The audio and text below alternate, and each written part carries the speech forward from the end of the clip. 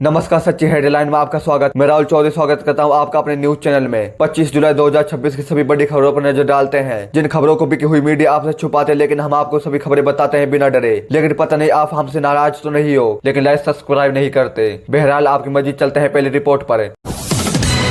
प्रधानमंत्री नरेंद्र मोदी की बड़ी मुश्किलें, सीजेपी के प्रदर्शन से घबराई भाजपा सरकार। धर्मेंद्र के साथ साथ मोदी भी दे अपने पद से इस्तीफा। जंतर मंतर पर चल रही युवा के प्रोटेस्ट से देश की सरकार घबरा गई है। प्रदर्शनकारियों शिक्षा मंत्री धर्मेंद्र प्रधान के साथ साथ मोदी के इस्तीफे के लिए भी अपनी आवाज उठाई है और कहा है अब हमको अकेले धर्मेंद्र प्रधान का इस्तीफा नहीं चाहिए, बल्कि धर्मेंद्र प्रधान के साथ साथ मोदी का भी इस्तीफा चाहिए। पेपर लीक में अकेले धर्मेंद्र प्रधान का हाथ नहीं है, बल्कि केंद्र में बैठी सरकार भी इसमें मिली है।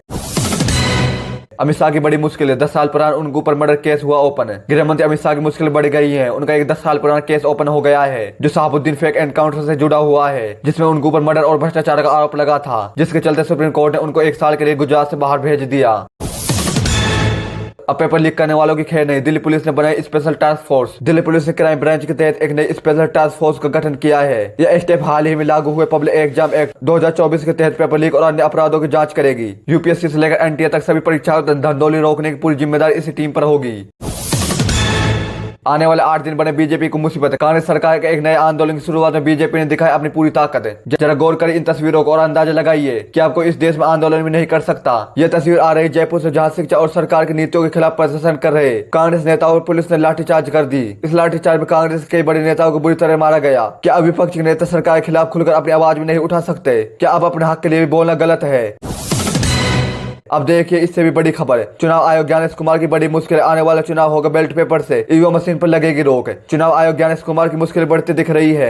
देश की जनता लगातार उनके खिलाफ प्रदर्शन कर रही है और जनता की मांग है कि आगामी चुनाव बैलेट पेपर से होना चाहिए और ईवीएम मशीन को पूरी तरह बंद किया जाए। जनता का साफ कहना है कि जब जो देश हमसे टेक्नोलॉजी में आगे हैं वही इस मशीन का इस्तेमाल नहीं करते, तो फिर हमारे देश में क्यों इस पर रोक नहीं लग रही है? जनता का कहना है कि इस मशीन पर रोक लगाई जाए और बैलेट पेपर से चुनाव होना चाहिए।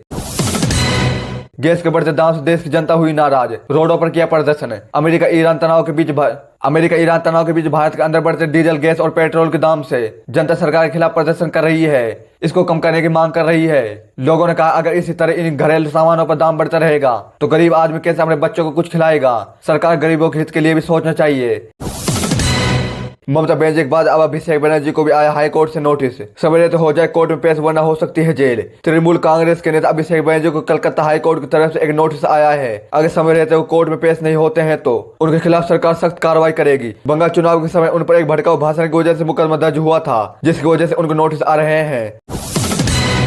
लालू यादव के एसएस वाले फॉर्मूलों को नहीं समझा पाए तेजस्वी, अब क्या करेगी आरजेडी? बिहार विधानसभा के मानसून सत्र और नीट पेपर लीक आंदोलन के बीच नेता प्रतिपक्ष तेजस्वी यादव की गैर मौजूदगी ने आरजेडी के संगठनात्मक क्षमता पर नई बहस छेड़ दी है। ऐसे सवाल उठ रहे हैं, क्या तेजस्वी लालू यादव के सेकंड लाइन लीडर वाले राजनीतिक फॉर्मूले को आगे बढ़ाने में सफल हो पाए हैं?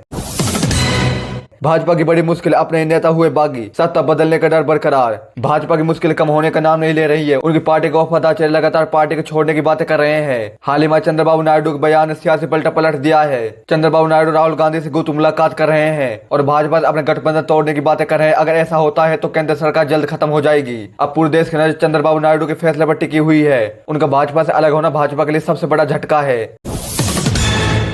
मध्य प्रदेश के इन 4 शहरों में बन जाएगा fast track court, CM Mohan Yadav के युवा के लिए बड़ा फैसला। मध्य प्रदेश के युवा से जुड़े शिक्षा और रोजगार संबंधी मामलों के जल्द निपटारे के लिए 4 महानगरों में फास्ट ट्रैक कोर्ट शुरू किया जाएंगे। इसका ऐलान मुख्यमंत्री मोहन यादव ने किया है। इसके अलावा पन्ना दौरे पर पहुंचे। इसके अलावा उन्होंने कहा है कि प्रदेश में सरकार ने युवाओं को नौकरी देने के लिए 10,000 से भी ज्यादा पदों को मंजूर किया है।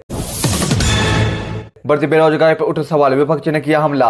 विपक्षी नेता राहुल गांधी ने देश में बढ़ती बेरोजगारी पर सरकार पर निशाना साधा। राहुल गांधी ने कहा है कि 2014 में प्रधानमंत्री नरेंद्र मोदी ने बेरोजगारी खत्म करने का वादा किया था, लेकिन वादा आज तक पूरा नहीं हुआ। देश का युवा आज भी बेरोजगार सड़कों पर घूम रहा है और नेताओं के बच्चे विदेश में पढ़ रहे हैं। नीतीश कुमार हुए नाराज, अपने बेटे को बनाना चाहते थे बिहार का मुख्यमंत्री। बिहार के पूर्व मुख्यमंत्री नीतीश कुमार बीजेपी सरकार से नाराज हैं। वो अपने बेटे निशांत कुमार को बिहार का मुख्यमंत्री बनाना चाहते थे, लेकिन बीजेपी सरकार ने उनके बेटे के बजाय सम्राट चौधरी को बिहार का मुख्यमंत्री बना दिया। नीतीश कुमार का कहना है कि इस्तीफा देना उनकी सबसे बड़ी गलती है और बीजेपी सरकार ने उनके साथ धोखा किया है। मौसम के डबल अटके इन जिलों में बरसेंगे बादल और कहर बरपाई हवा जाने IMD की चेतावनी। मध्य प्रदेश में 25 जुलाई को मौसम बदला रहेगा। मौसम विभाग के अनुसार प्रदेश के कई जिलों में बारिश, तेज हवा और बिजली गिरने की संभावना है। लोगों को खराब मौसम के दौरान सावधानी बरतने की सलाह दी गई है। मौसम विभाग ने कई जिलों में भारी बारिश का अलर्ट जारी किया है। कई इलाकों में बिजली गिरने और बारिश तेज होने की संभावना है। चुनाव आयोग को CCTV फुटेज दिखाने पड़ेंगे, सुप्रीम कोर्ट में फंस गए ज्ञानेश कुमार। ममता बनर्जी अखिलेश यादव की याचिका पर सुप्रीम कोर्ट में बड़े सवालों के बीच सुनवाई हुई है। इस बीच सुप्रीम कोर्ट जो फैसला सुना है उसने चुनाव आयोग की मुश्किलें बढ़ा दी हैं। सुप्रीम कोर्ट ने कहा चुनाव आयोग को चुनाव वाले दिन और मतदान के दिन जो CCTV फुटेज होती है उनको जनता के सामने सार्वजनिक करना पड़ेगा ताकि जनता का भरोसा बना रहे। सुबंध अधिकारी ने 180 दिन के लिए मांगी CRF की 500 कंपनियां, गृह मंत्री ने दे दी मंजूरी। बंगाल में कानूनी व्यवस्था बनाए रखने के लिए सुबंध अधिकारी की सरकार से गृह मंत्रालय ने राज्य में कानूनी व्यवस्था बनाने के लिए 500 CRF की कंपनियों को मंजूरी दे दी है ताकि राज्य के अंदर शांति बनी रहे। बिजली बिल बकायेदारों को बड़ी राहत, जुर्माना माफ किया, राशि में 75% छूट। अगर आप भी भारी भरकम बिजली बिल से परेशान हैं और चुकाने में असमर्थ है तो केंद्र सरकार ने बिजली बिल माफी योजना के तहत आर्थिक रूप से गरीब परिवारों को बिजली बिल में राहत देने की योजना शुरू की है। अगर आप अपना बिजली बिल माफ कराना चाहते हैं तो आप अपने बिजली बिल कार्यालय या बिजली बोर्ड में जाकर बिल को माफ करा सकते हैं। मोदी के इस्तीफे की उठी मांगे, या तो मोदी अपने पद से इस्तीफा दें वरना पार्टी की बैसाखी अपने पद से इस्तीफा दे देंगी। अब माहौल ये बन चुका है या तो मोदी अपने पद को छोड़ दे वरना पार्टी के बड़े नेता अपने पद को छोड़ देंगे।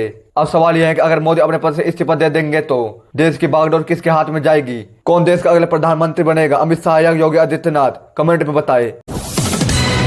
अनशन तोड़ने को लेकर सोनम वांगचुक पर सवाल उठाने वालों को पत्नी गीतांजलि ने घेरा। सामाजिक कार्यकर्ता सोनम वांगचुक ने गुरुवार को देर रात अपनी भूख हड़ताल 16वें दिन अनशन खत्म कर दिया। उन्होंने स्वास्थ्य मंत्री JP नड्डा के हाथों से जूस पीकर अपना अनशन खत्म किया। ऐसे में यूपी के कांग्रेस सांसद इमरान मसूद, शिवसेना UBT नेता संजय राउत समेत कुछ नेताओं का उनका इस भूख हड़ताल को खत्म करना ठीक नहीं लगा और उन्होंने वांगचुक की आलोचना की थी। जिसके बाद इन आलोचनाओं ने आहत वांगचुक की पत्नी ने इन सवाल उठाने वाले लोगों को घेरा है और उस राजनीतिक हिसाब किताब लगाने के बजाय थोड़ी शांतिपूर्ण दिखाने की अपील की है।